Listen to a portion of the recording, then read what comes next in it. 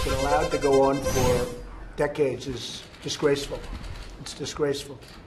And when it comes to a time when our country can't make aluminum and steel, and somebody said it before, and I will tell you, you almost don't have much of a country. Because without steel and aluminum, your country's not the same. There you had it. Simultaneously, the president announcing the tariffs on steel and aluminum, and the Dow sold off in response. You could just see it side by side. It happened simultaneously. The president this morning embracing the idea of a trade war. He tweeted this: "When a country, USA, is losing many billions of dollars on trade with virtually every country it does business with, trade wars are good and easy to win. Example, when we are down $100 billion with a certain country and they get cute, don't trade anymore. We win big. It's easy." Come on in, please. John Ferriola, Chairman and CEO of Nucor Steel, a major American steel company. So welcome to the program. It's great to have you with us this morning. Thank you. You were at the White House yesterday. There's some concerns when these tariffs are imposed. Number one, that we in America will pay more for products that contain steel because we're charging that tax at the border. Will we be paying more, sir? Well, it will be a little bit more, but the actual amounts are de minimis. Let's take an example of an automobile. The average car in the United States today is about $36,000.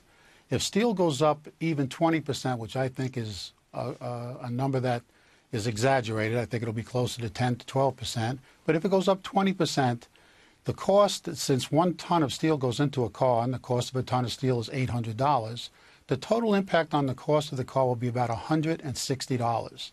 So $160 on a vehicle that costs $36,000. The price of that car will go up, the cost of that car will go up less than 0.5%. Okay. So it's not a huge impact on the consumer. John, the other concern, the major one, is that other countries will retaliate. We have an example this morning, actually, of Electrolux. That's Europe's largest appliance maker. They're holding off on a $250 million investment in the United States because of the president's announcement yesterday. Surely, you've got to be a bit worried about tit-for-tat restrictions from foreigners. We already have this. What this will do for us is, in fact, equalize that tit-for-tat.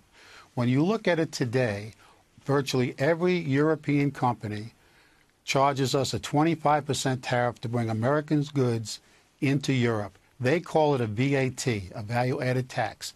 It's equal to about 25% if you look at the countries of Europe. Right now, it's zero to bring their products into the United States, but we must pay 25% to bring American products into Europe. So all we're doing is equalizing, leveling the playing field, leveling the trading field. In his tweet this morning, literally a few minutes ago, the president said it's a trade war and it's easy to win. Do you think we'll win this one? I believe that we have been in a trade war for over 30 years, and it's clear that we are losing that trade war. All you have to do is to determine whether we're winning the trade war is to look at the trade deficit.